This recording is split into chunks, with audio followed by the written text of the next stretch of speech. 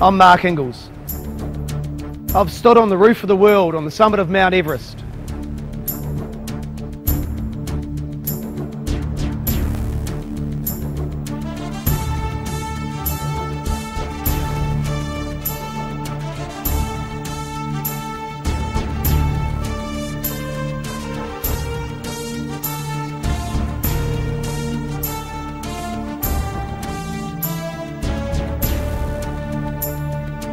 I've also been to the Paralympics and won a silver medal.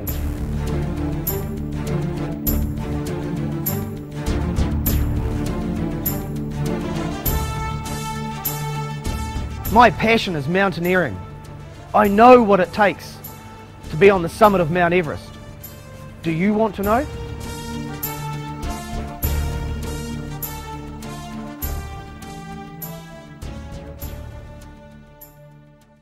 Mark, welcome for this program which we have put together for our young friends in our company. We have a series called Leadership Series, wherein we bring in people like you who are achievers, and we get the young people of our organization hear right from the achiever in terms of what it means to achieve in life.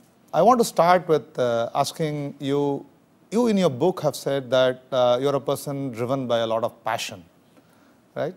And what does passion mean to you? And if I remember right, that you talked about your passion when you were 16, when you were 18, when you were 22, 23.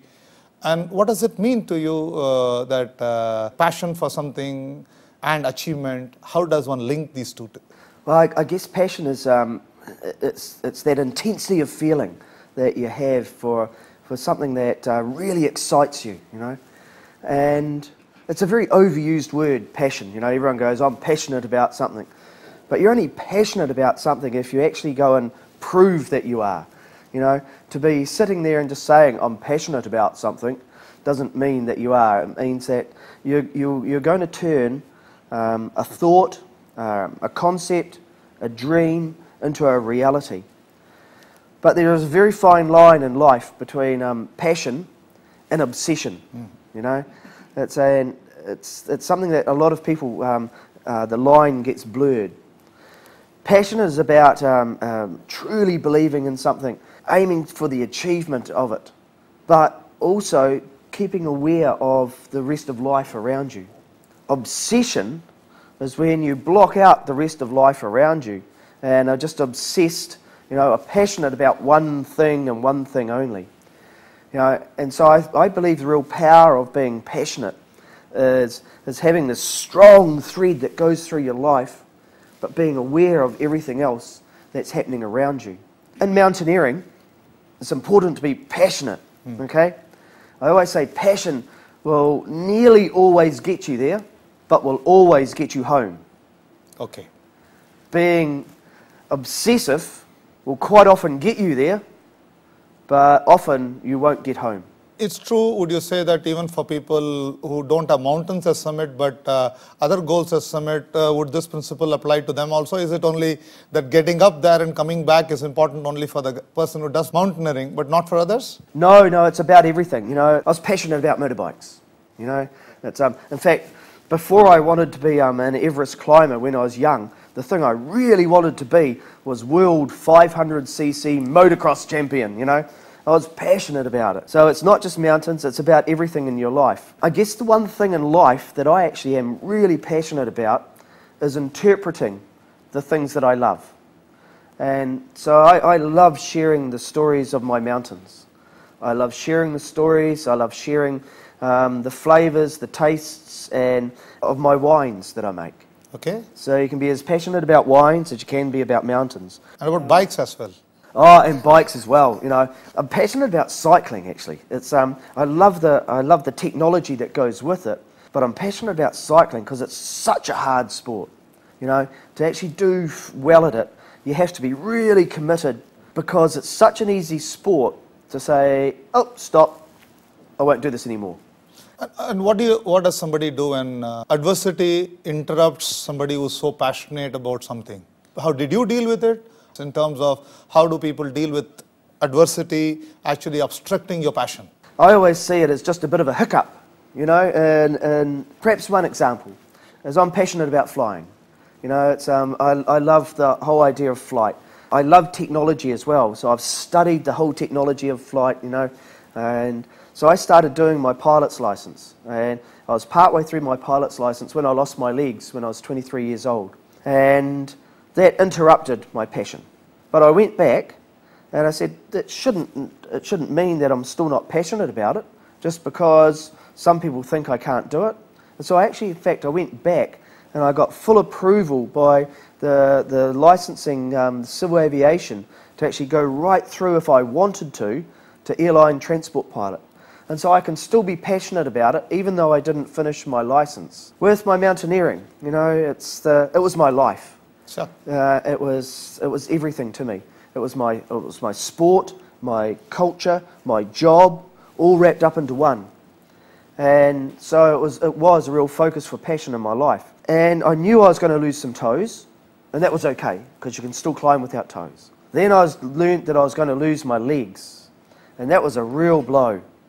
But it was only a real blow for a while until I figured out that, well, actually, it shouldn't stop you climbing. The reason I climb isn't to actually do a really hard mountain, it's to challenge myself. And so my passion went from climbing the really hard mountains to actually just doing something really hard. So things that were easy before became as challenging as some of the most difficult climbs I've ever done in my life. And so my passion sort of altered from being the actual mountain focused to actually my passion became the achievement focused. So even though I couldn't do that route up there, it was just as hard to do that route down there, and you needed to be just as passionate for that. And so whilst you can run into a wall, there's a way around every wall. Yeah. Okay, and if you can't get around it, go over it.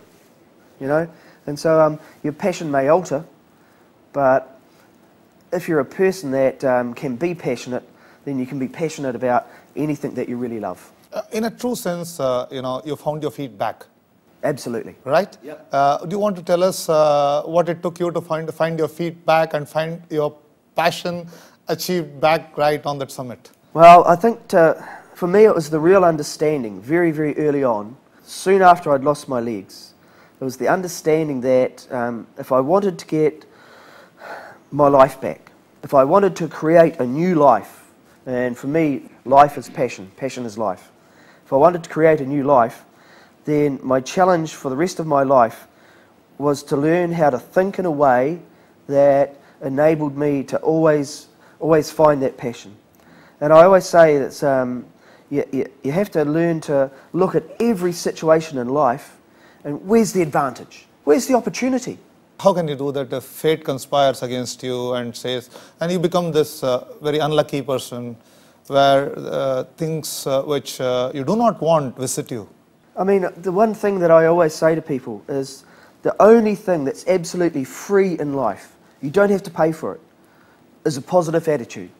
No matter what's happening to you, if you can have a positive attitude, it's completely free, okay? The most expensive thing that you can do in your whole life is to have a negative attitude, because it will just keep on snowballing. So if something's bad's happening to you, if you focus on the bad the whole time, then it will just get worse, and it will get worse. You need to be able to turn it around. People talk about the downward spiral. People get in a downward spiral, and it's terrible.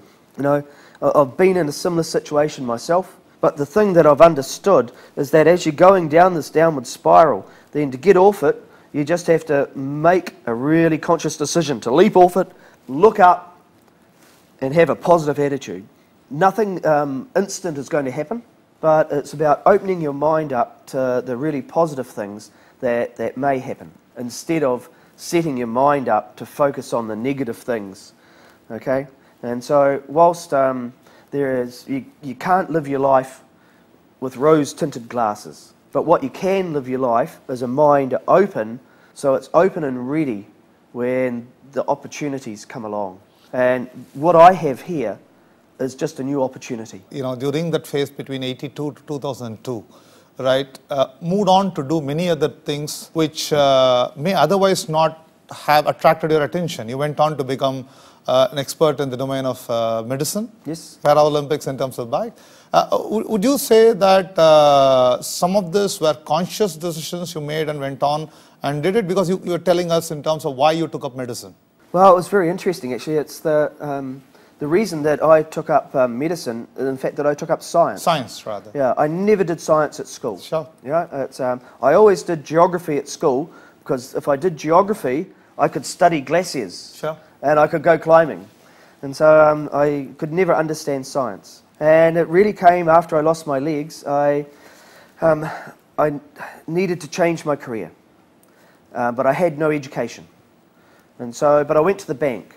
And I went to the bank, and I said to our bank, our national bank in New Zealand, and I said to them, I need a loan. I need a loan to buy a business. You know, I don't want to just, you know, the job opportunities for me are limited. I want to buy a business. I want to be able to drive it. I want to be able to use my passion. And they said, well, you have no education. You have no experience in business. We're not going to give you a loan. And so I sat down, my wife and I, we were married, we had one young child, and we said, what are we going to do? Well, let's get an education. And so I went back to university as a mature student. I was 25 years old, 26 years old, and I had 2 small children. And I'll tell you what, it's, if you really want a work ethic when you go back to school, you know, have a family. You know, you have to pass, you know. And in fact, I only got entry to university on what we call a retrospective basis. So I had to spend the whole year at university. I had to pass everything better than a B. Otherwise, at the end of the year, they wiped my record and I was never there. I wasted a whole year of my life. And so I had to make sure that I passed. And I passed everything with an A. So all of Mark's passion was not only about using the body, it was also about using the mind. Well, it's very much about using the mind. You know, it's the body's just a tool that the mind drives. Mountaineering isn't a physical occupation; it's a mental occupation. I always say about the only thing that I do that doesn't involve the mind, and it's better if you don't have a mind, is when you're cycling. You know, because that's just really hard. You know, it's better not to think about how hard it is. But everything else I do is about the mind, you know, and that's when I found a passion for science. Do passion and discipline go well? Because whether it is cycling or mountaineering, all of them seem to have a lot of focus and discipline requirement. Does passion in any way intrude into it and kill discipline and focus? No, not at all. The amazing thing is that I can do things that actually need discipline, because I'm the most undisciplined person you can imagine, you know. It's, I've had to become far more disciplined. Now I'm an amputee because I need to manage my stumps. I need to manage my legs. I need to, when I look at a mountain, I thought, I want to climb that. Well, I can't just run out and climb it. I have to go away and train. I have to plan. I just can't go running up it. So I've had to become far more disciplined, but I think I've become even more passionate. And so they're not mutually exclusive. So discipline and planning does not kill passion? Absolutely not. Discipline and we were under the impression that sometimes planning is boring, discipline is very regimented, and it can kill passion. No. And spontaneity goes out. No, passion and spontaneity are different. Passion is about achievement. Spontaneity is fantastic. You know, I've lost a lot of spontaneity in my life, but I haven't lost any of the passion in my life. You know, it's, I'm just as passionate, if not more passionate, about the things that I do, and I need to be, because they're harder now. And so I need that extra passion to make sure that I actually can achieve them. And so discipline, planning, you know, they're an integral element in achievement. And, you know, achievement doesn't come by luck. You don't stand up there purely on luck. You need passion, but even more importantly, you actually need the planning. You need the discipline. You need the discipline to train, the discipline to do the right thing. And so those things, I believe, all belong as overlapping circles. And if you can get them all overlapping, those 3 circles, in the middle is real achievement.